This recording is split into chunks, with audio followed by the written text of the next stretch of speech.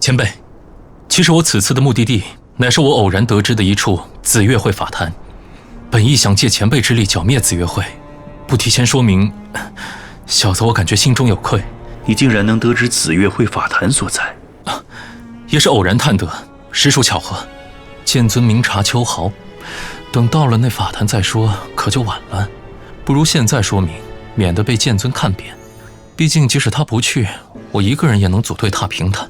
我也正好有紫月会相关的事情与你说。你对于紫月会了解多少？其实不多，只知他们是存在悠久的一个妖修组织，对紫月有着疯狂的崇拜。从我目前了解的信息而言，那紫月似乎指的是青帝之心。对，确实如此。还真是。此前说过，妖修可靠吞噬增进修为，而吞噬青帝之心，代表着吞噬青帝之力。可他们妖修为何要鼓吹想吞噬一个万年前就消失之人的心呢？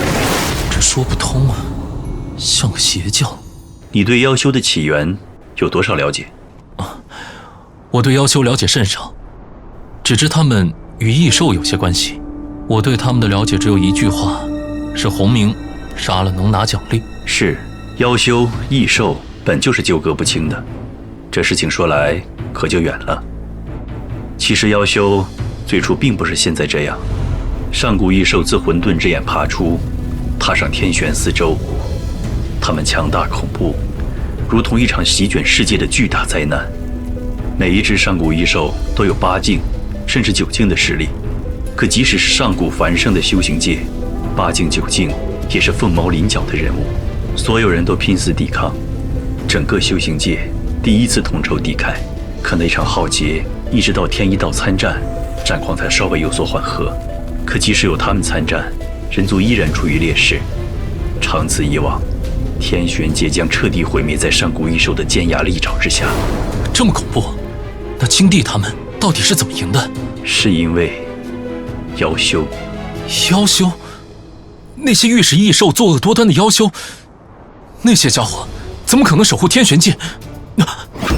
我知道了，上古妖修操控了部分上古异兽，加入了那场浩劫。原来是这样，原来是这样。没错，你确实聪明。可妖修也只能控制与自己境界相同的异兽，而且还必须身体内有异兽的血脉之力才可。上古时期异兽才刚刚出现，怎么可能有异兽血脉之人？有个人，他貌似将上古异兽的血融进了自己的身躯。不会吧？没错，就是青帝。他貌似将异兽之血融入了自身，他就是第一个妖修。青帝原来是个疯批，融合异兽之血，一旦搞不好是要爆体而亡的呀。这个秘密当时只有极少人知晓，各种厉害，你心中应该清楚。这种事情敢往外说，祸乱青州万年的妖修是咱们万年前的大英雄青帝留下的血脉，这种事情一旦传开，天玄界都要崩塌的吧？